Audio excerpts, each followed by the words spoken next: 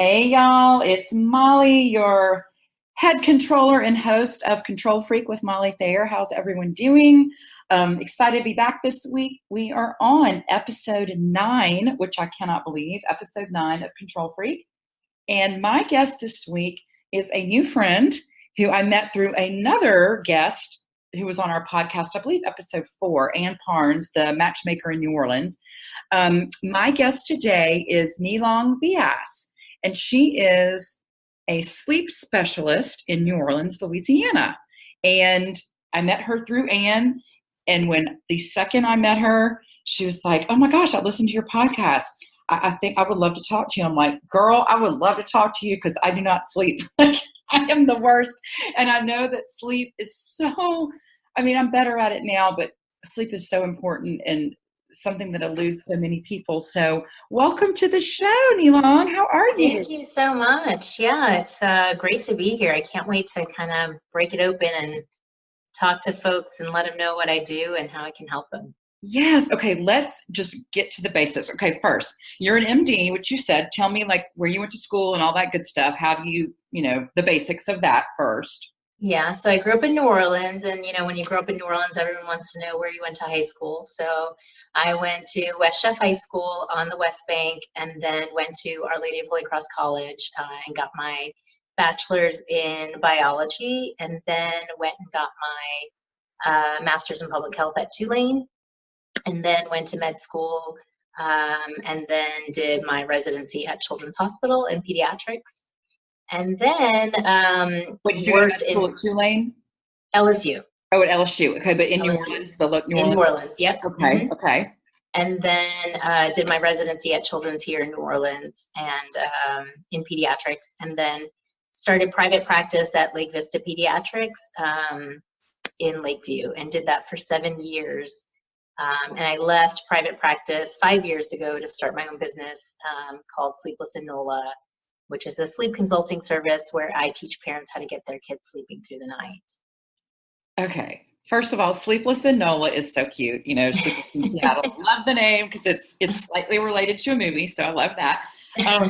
Tell me what made you go from, okay, so Control Freak, we're going to talk about all things control, how we have it with sleep, how we don't have it with sleep. Tell me first, how did you go from being in private practice, like what made you shift from to this business? What made you go to this and focus solely on this? That's pretty interesting. Yeah. So, I had my own kids, and that's what did it. When I had kids, I was like, oh, this parenting thing is going to be awesome. I'm a woman. I grew up babysitting. I'm a pediatrician. Like, this is going to be a piece of cake. And then I actually had the kids, and I'm like, oh, this is a lot harder than I thought. And when they started having, my oldest one started having sleep difficulties, and, of course, you go to your friends and family and the internet, and, there's all this contradictory information. One thing says you should, feed your baby on demand. One thing says feed them on a schedule. One thing says you should co-sleep to create bonds, and another thing says if you co-sleep, your baby will die, And so it was so contradictory, and it was hard for me as a parent to give that information out to my own patients, as well as how to, handle it by myself for my own child. So I started doing research and kind of looking at things more scientifically, and trying to find a way through all of that information. And I kind of came up with a plan that worked for our family and worked for our parenting practices.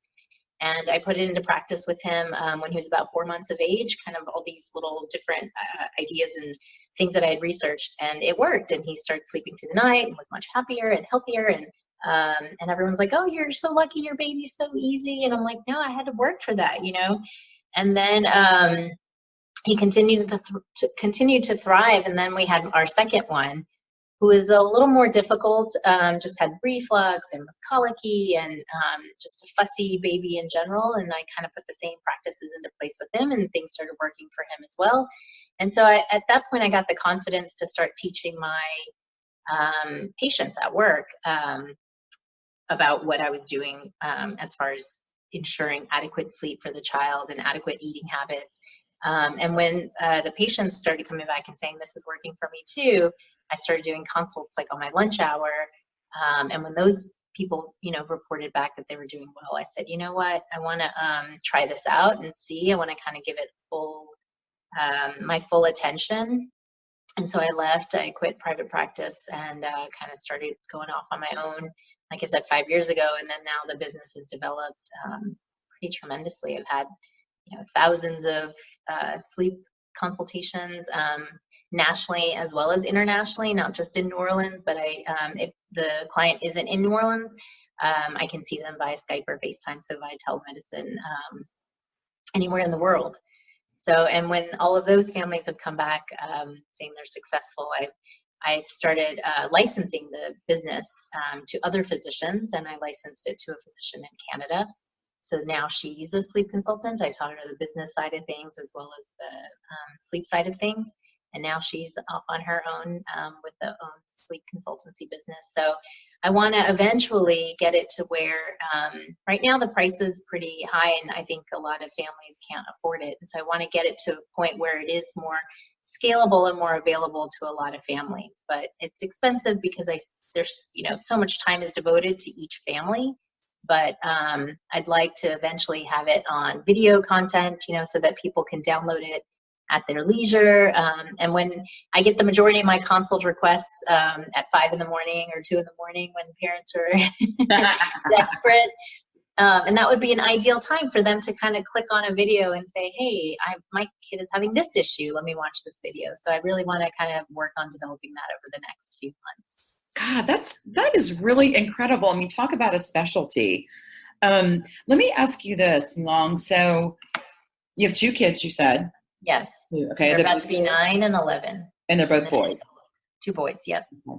And I know, I'm not at all going to ask you to give away what your process is. That's too long of a thing. But let me ask you, is every process with each family, do you kind of go through the same steps to figure out what's going on? Or how long is the process? Just so people know, and if you're comfortable giving the price or just a ballpark or whatever.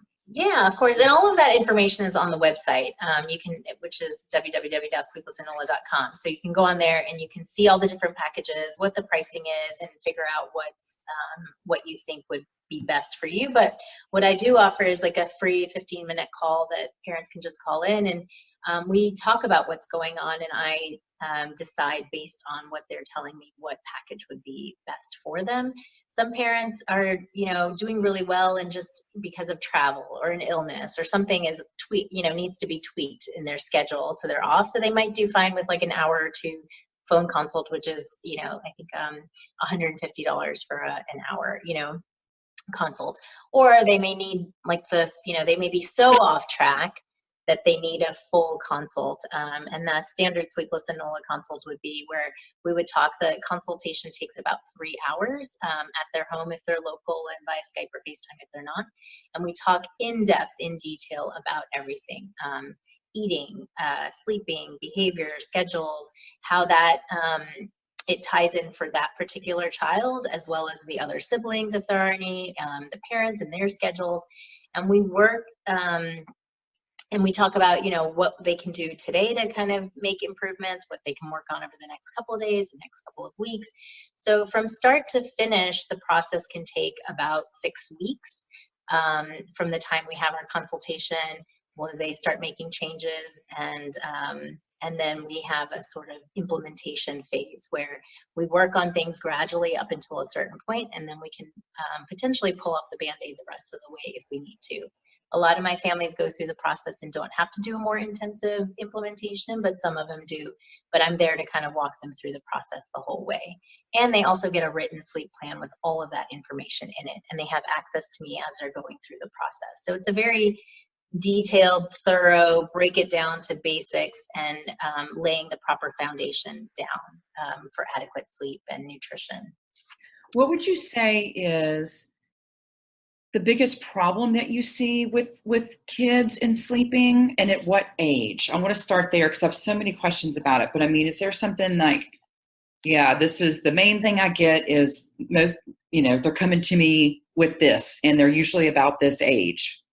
Yeah, so most families come to me anywhere from the 4 to 6 month age, where they're like, my baby will only be held to sleep. I can't put them down. Like, as soon as they fall asleep, I put them down and they're up 20 minutes later. Um, God. and, or the only way I can get them to sleep is by feeding them, nursing them, or feeding them a bottle or holding them to sleep. And what I tell parents all the time, and they're so hard on themselves, like, oh no, I got myself in this situation. We're having these bad habits. I don't know how to get out of it.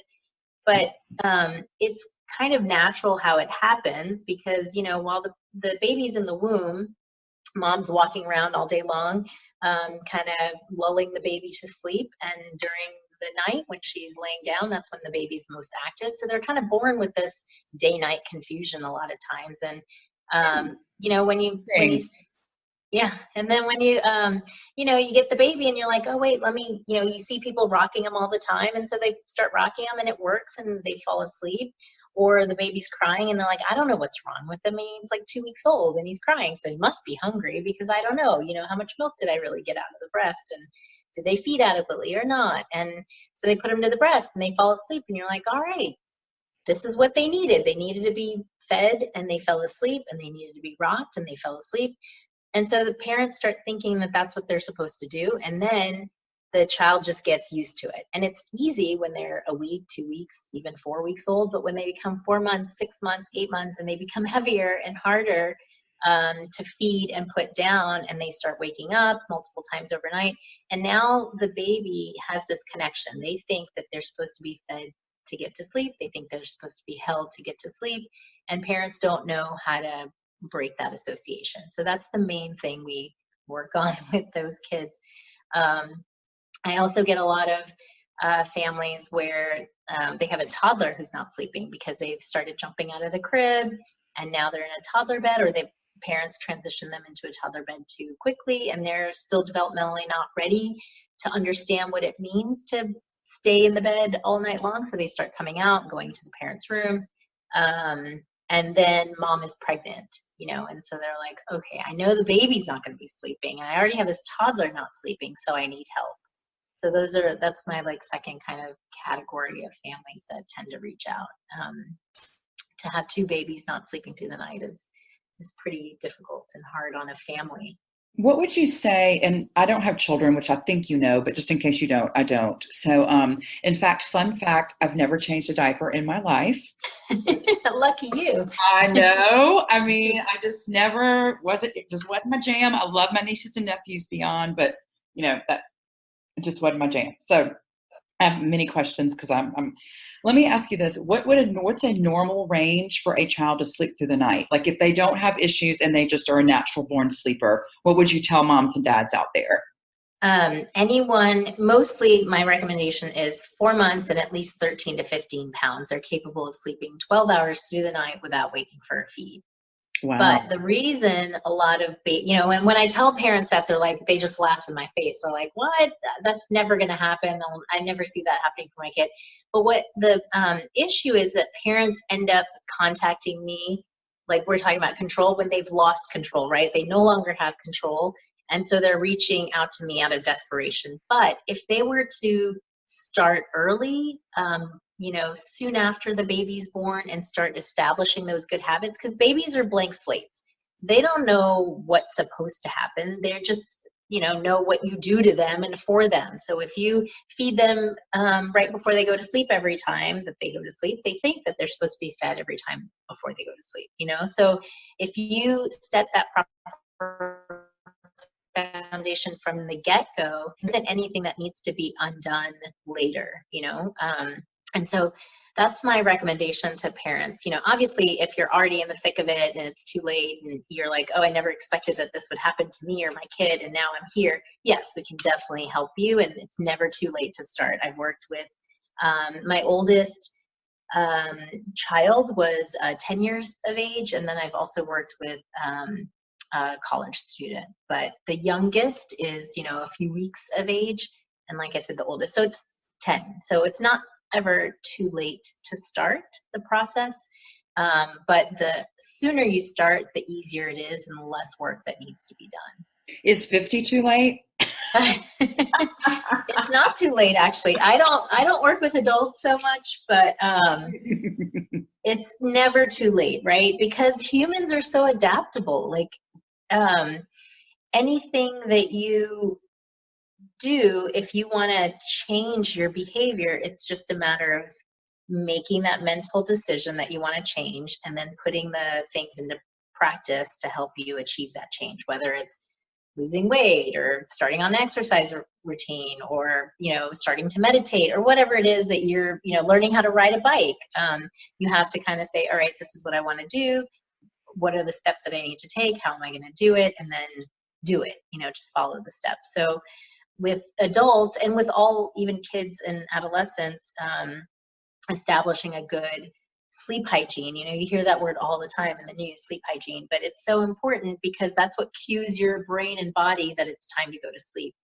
We have so many exterior distractions with lights and TV and screens and everything. So even though your body's telling you that it's sleepy, we're just kind of prone to pushing through it and saying, I'll get to sleep later. Let me just answer this email. Let me just return this text. Let me just check this website, and you push through it and push through it and push through it. And then finally, your body's like, okay, well, forget it. I'm not sleepy anymore. And then you've got that second wind and it's going to take another potentially hour to hour and a half to get your body cued again for sleep. And so for adults, kind of setting that, having good sleep hygiene, turning screens off at least an hour before bedtime, turning down the lights, and getting in a comfortable sleeping position and environment where it's cool and dark and doesn't have excess noise or lights, and allowing yourself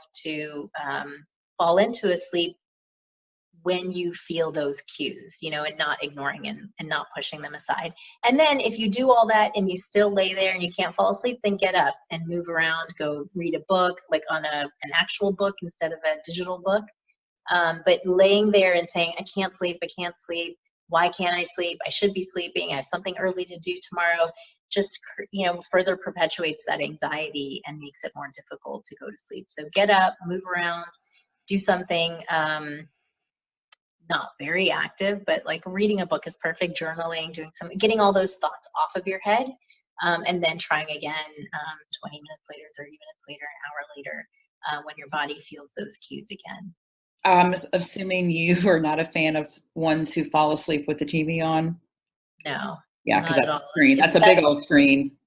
It's best to not have TVs in the bedroom, everyone says, but I kind of like, watching a movie or a show or whatever and then going to sleep. But leaving it on all night hinders being capable of falling asleep. Some people say they need the noise to fall asleep, but then think about when you're watching TV and you're awake and the volume fluctuations that are, because of the commercials and that Right. sort of thing. Like your brain, even though you're asleep, is still processing that noise and processing those fluctuations in volume, and the light, the displays and shadows change as different things come on the TV, and all of, even though your eyelids are closed, your eyeballs are registering that, your brain is processing all that. So it's active when it shouldn't be active. So if you need some kind of noise to get to sleep, using a white noise machine, or now they have apps that have white noise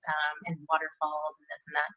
I prefer like the plain fan, or AC sound, because it's the least variable. Like ocean waves and music, I think is even too disruptive. But even sound machines, eventually, I always tell parents that it's great to use initially when they're trying to get the child to fall asleep, but eventually work on eliminating the sound machine, because then it becomes another thing that you have to deal with. You have to travel with your sound machine. If the power goes out, you can't sleep. You want to get to a point where you can just fall asleep and have a couple of things that you have to do, like make sure it's dark and quiet, or use an eye mask or earbuds or something to block out noise or sound.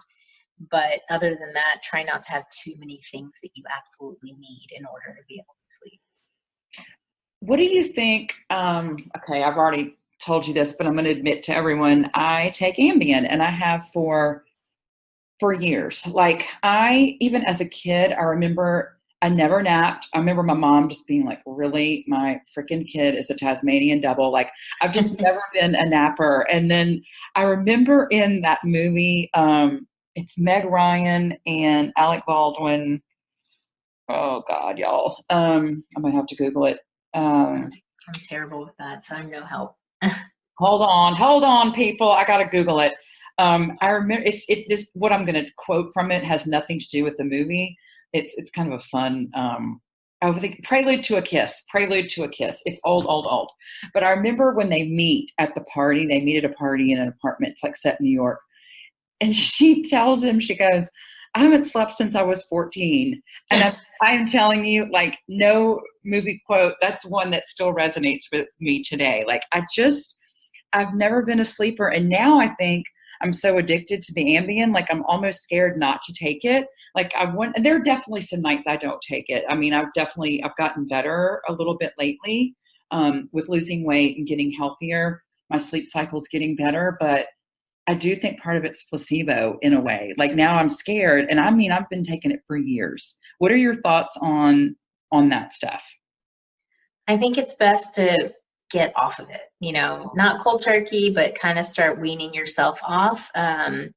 Your body is pretty amazing, machine. And if it's getting things exogenously, it's going to stop producing it, on its own. So it's going to say, well, I don't need to make, it's like the families who give their kids melatonin. And I think melatonin is warranted in certain situations, but a lot of times it's because they're desperate and they don't know what else to do. And over time with the melatonin, just like the Ambien, your body just stops doing what it's naturally meant to do. And I think it's fine to use temporarily in situations with like jet lag, or you've had a traumatic event or something stressful and you need a little assistance. But to use it chronically, I think is detrimental. And then the days that you don't have it, if you can't sleep, that makes it a lot more difficult. So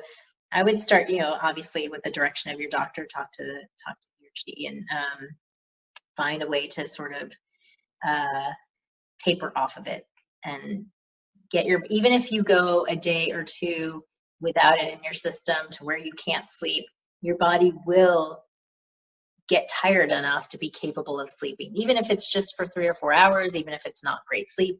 Maybe instead of taking a vacation and going, or if you take a vacation from work, go to the beach for a week and detox off of the Ambien, and that's that funny. That's the control freak in me, because the control freak just wants to shut it down. You know what I mean? I'm like, I'll just take this pill and I'm out. Like I don't have to, but I need to hear what you're saying. Yes, I don't have to think about it. And I mean, I'm also scared now at this point to give up that crutch, and that, I mean, it gives me a sense of control in something that I've never really been good at, in my whole life. Like, I'm not kidding you. My mom's probably listening to this now going, yep, that thing is psycho. She would not ever sleep. I mean, but if you look at it, it's kind of like it's in control of you. Yeah. You're not in control, It You've is. lost And control. It's a fear, like you're saying. I just need to not take it.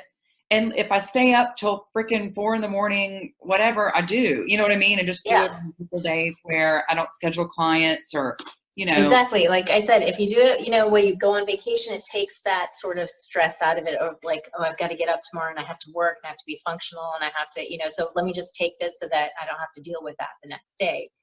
But, maybe it won't be a great vacation, but it'll be a way to kind of cleanse, just like people do detoxes and that sort of thing. It's the same thing, like getting your body off of it. And then you can use it here and there when you need to. And it's kind of the same thing that I tell parents, they're like, well, especially the working parents who feel guilty because they're gone all day. I work with a lot of physician moms, and there's a lot of guilt surrounding that. And they're working all day, helping other families and other patients, and they come home and they have very little time with their kid, and so they end up nursing them all through the night or waking up with them and kind of caring for them overnight, because that's the only time they have with them. And they're like, I don't want to stop nursing them overnight. I don't mind if they woke up once or twice, I nursed them, they went back to sleep.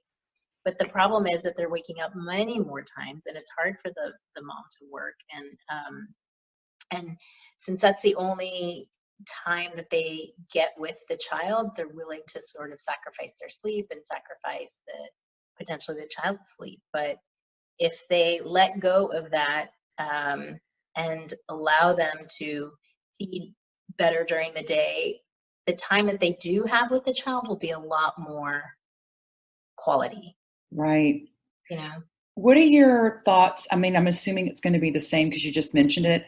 Melatonin. So I know melatonin's not as bad as taking Ambien like me, crazy that I do. But and what are your thoughts on that? I mean, still, is it the same thing? It shouldn't be something that you take every day?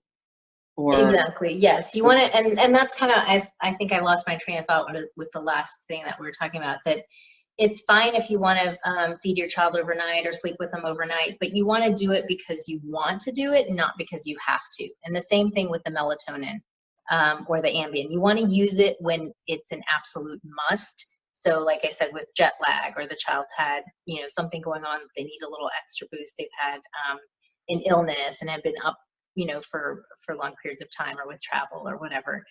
Then use it here and there as needed, and it's going to work well. But when it's used every day, all day, and that's the only way for the child to get to sleep, that's when it becomes a problem. And like I said, the body will start saying, well, hey, I don't need to make my own melatonin anymore. I'm getting, melatonin. So I'm just going to kind of turn that part of that gland off. And then it gets even more difficult when the melatonin is taken away for whatever reason. The child has even more trouble getting to sleep. And then you need more and more and more over time to. Yep. That's so true. That's so true. Even with me losing weight, like my Ambien dose has gone down, but there's some nights I take 2. You know what I mean? And it's the lowest dose you can have. But I mean, it's because I've taken it so long. Part of it is just me being a control freak. But yeah, I mean, all that makes sense. Like you're saying, your body's all of a sudden like, well, especially not for me, even all of a sudden it's forever, freaking, I don't even know how many years. It's like, I don't need to do that shit at all. Like she's going to give it to me. You know what I mean? Yeah. I don't, God, let me ask you this, caffeine, which I have a problem with that too. God. Okay, everyone. Yes.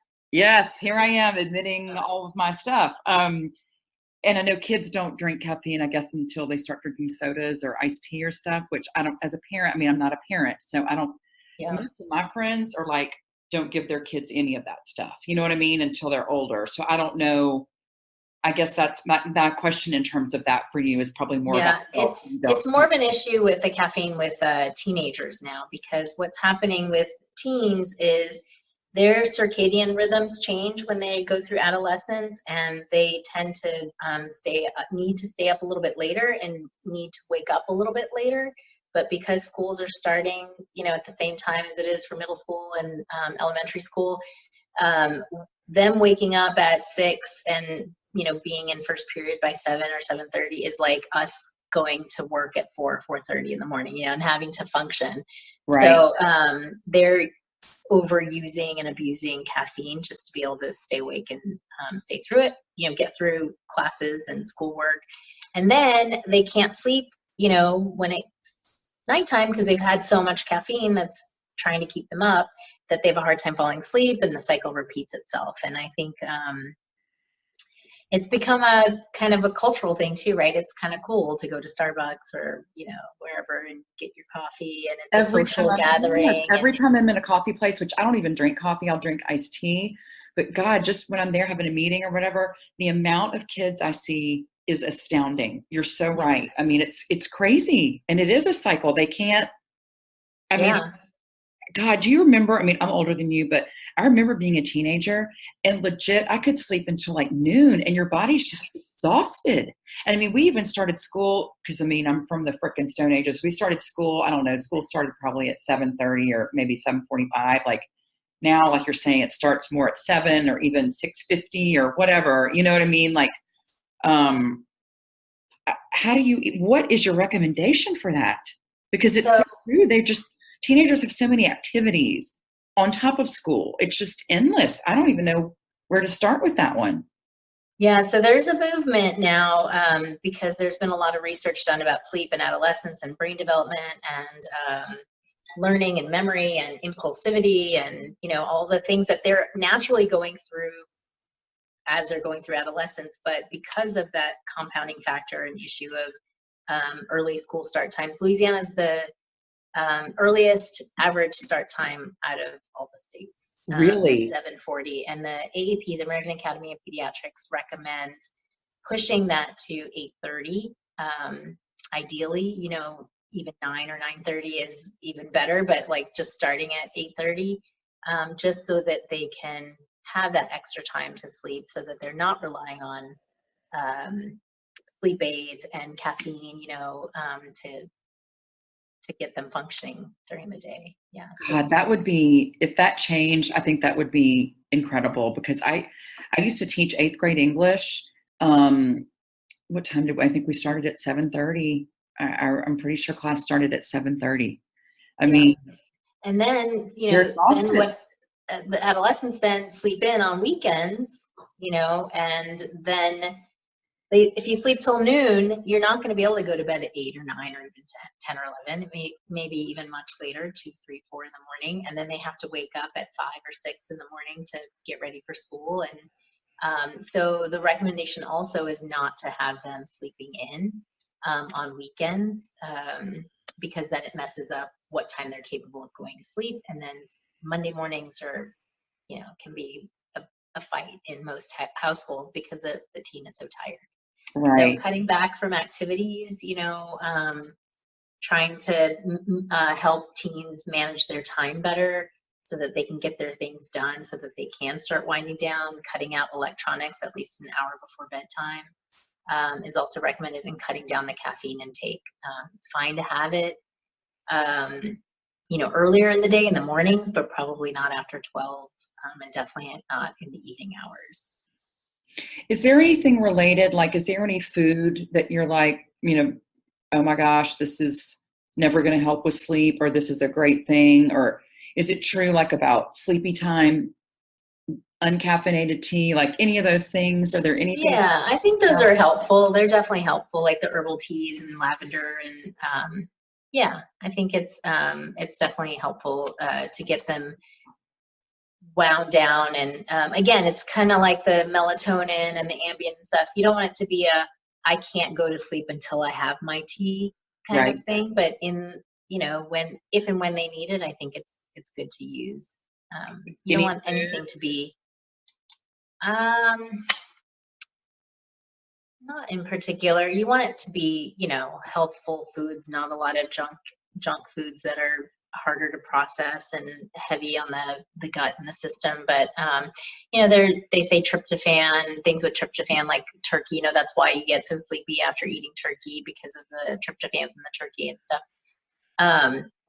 Yes, those things will help, but it's not going to be something that like, oh, you eat that and then you're just, every day if you eat. Yeah. There's no magic. There's no magic food. The magic is just creating a routine and kind of sticking with it, because humans are very, they are structured and they like to have control and balance and organization and, a routine, and it adapts to that routine pretty readily. So if every day before you go to bed, you're you're closing all the curtains, you're turning down the lights, it starts cueing to your brain that it's time to go to sleep, and it's going to get into that zone and mode. But if every single light on is in the house and every TV is on, and it's just lots of stimulation, even if you were sleepy, your brain going to be like, oh, well, there's all this other information to take in. I'm going to push aside the sleepiness because this is a lot more interesting and a lot more fun. That is that is my problem. I swear, Elon, like I almost don't want to go to sleep. Like, I'm like, no, this show is funny, or this, this podcast is great, or this, I need to read my life book and I love it and I can't quit, or whatever, whatever it's like, I don't want to. It's just, it is a control issue in my life. It really is. I mean, and even as a 50-year-old woman, it's hard because I'm in control of that. I am not married. I don't have kids. Like, I can be a freaking normal person, go to bed at a normal time. And I'm one of those late schedule people. Like, I stay up later, get up later, and I work a little bit later. Like, I'm almost one of those teenagery schedules. They're ideal. I mean, I don't sleep till noon, but for God's sake. But I certainly don't get up at 5 a.m. because I don't have to get some kids ready. I don't, you know what I mean? Yeah. And that's fine. And if that works for you and your lifestyle, you can adjust your rhythms now, because there are blackout shades and there are eye masks and there are, we have a lot of that. It's not like back in the day, before electricity, everyone woke up with the sun rising and went to bed when the sun set, and that was the ideal. That's what, we'd like to emulate, but it's hard because there are so many distracting, fun things to do. And in our society, I say this all the time, like, sleep is seen as a sign of weakness. Like, how many times if you're out with friends or whatever, and it's like, oh, I'm tired, I need to go to sleep. And they're like, what's wrong with you? Come on, stay out. Let's keep going, and you push and push and push. And then the next day, everyone's miserable, because they push themselves. And yes, of course, you should have fun. Life is about fun and breaking those rules every now and then. But if it's consistent night after night after night, it takes a toll on the body. And during sleep is when the brain cleans itself, of all the waste and toxins and proteins that it's used throughout the day to function, to have your body function. At night is when it shrinks a little bit, and the spinal fluid that floats around your brain kind of cleans up those proteins. And that's a idea that just came to fruition, or, was learned recently with research. And so it just points to how crucial and important sleep is for your brain health.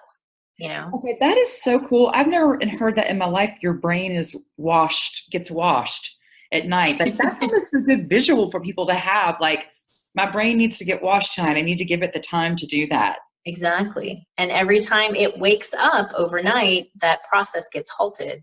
And then, once you get back to sleep, it starts up again. And they're linking Alzheimer's to poor sleep, because those proteins get left behind, and those are the beta amyloid proteins that are seen in patients with Alzheimer's disease.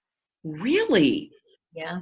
So, I mean, good sleep is like anything else. It's preventative. Yeah, it's just as important as eating well, breathing, it's exercising, like all of those. It's part of the primitive, crucial importance of a healthy lifestyle. And, because it's so easy to push it aside, because there's something else more fun to do, just the same with kids, they get put into activities, and, oh yeah, we're skipping nap because we have this birthday party, or we have this event or activity. Like, oh my gosh, how am I supposed to put my kid to sleep for 2 naps, every day on the weekends? We have parties, we have things to do, especially here in New Orleans. It's difficult, but kids are only napping until about 5 years of age.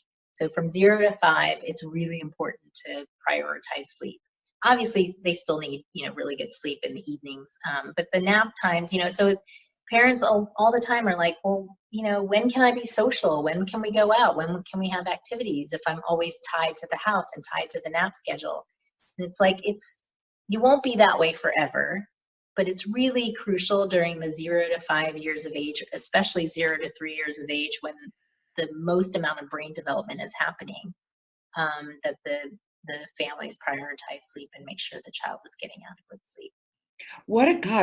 I mean, I don't know that there's a hard and fast answer to this, and I'm sorry for such kind of a dumb question, because I don't have kids, but I mean, I think listeners would want to know, like, is there a recommended amount of napping that you can just say, yes, from this to this age is this? I mean, that you're comfortable with sharing? Yeah, of course. So from, babies, like newborns are sleeping about 20 out of the 24 hours of the day. Um, Damn. yeah.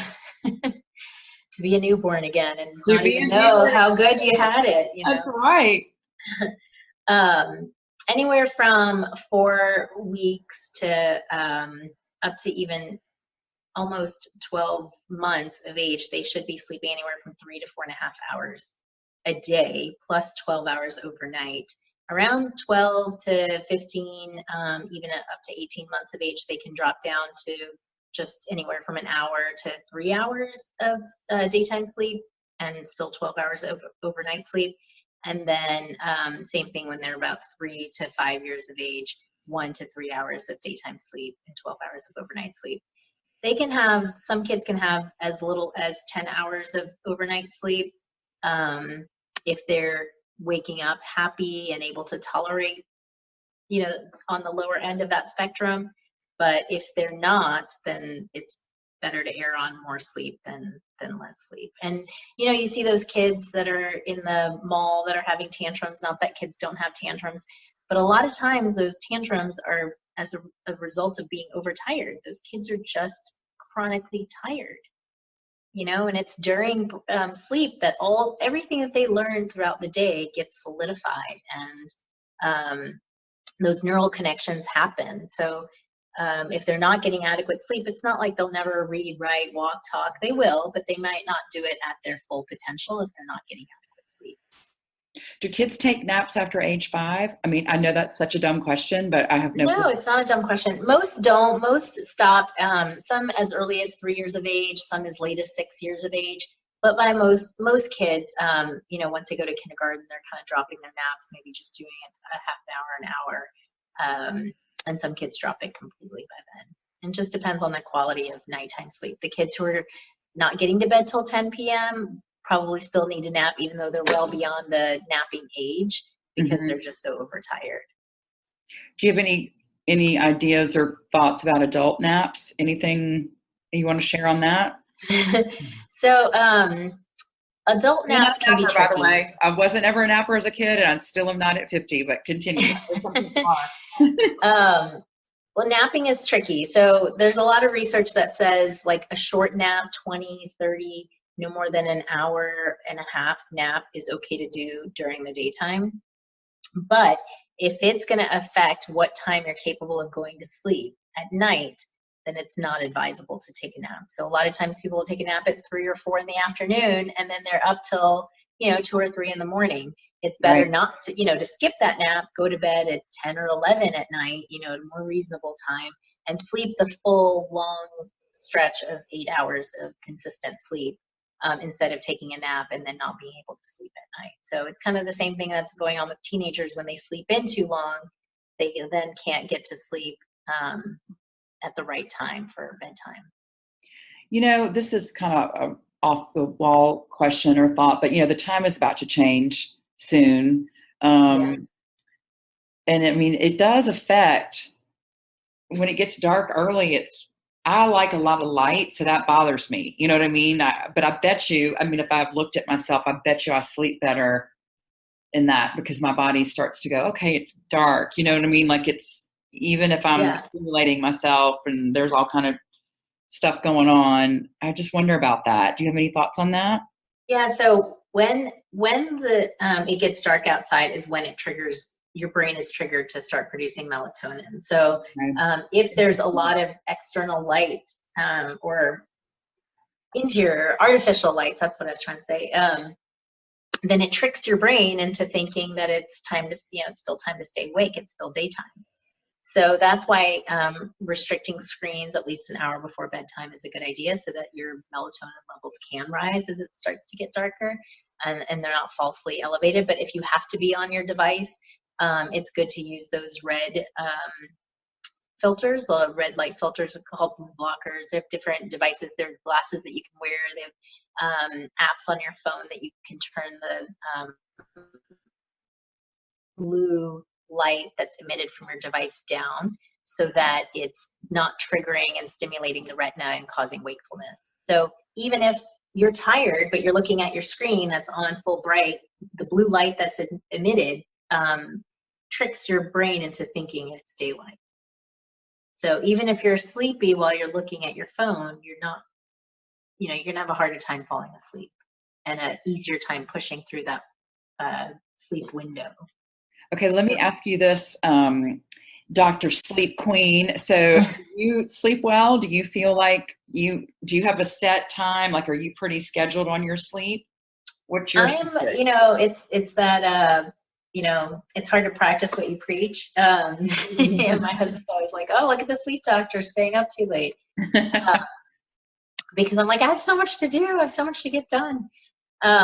But no, I need my sleep. I need at least 8 hours, 7.5 to 8 hours, or I'm just not happy the next day. And the days that I have stayed up till 1 or 2, getting work done or going out with friends or something like that, I feel it the next day. And I'm not my best self the next day. And maybe the next day you might be okay, but it's the day after that you really feel it.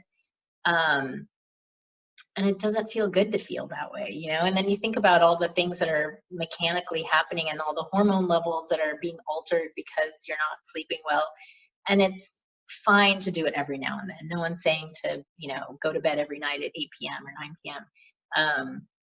It's fine to stay awake and stay up later than normal, but it's good to have a routine. And I see it in myself too, where I'm like, oh yeah, it's like around 9:30 or 10, you get that kind of wave of, I'm tired, I'm yawning, but I do want to finish this show, or I do want to return this email, or I need to get this done.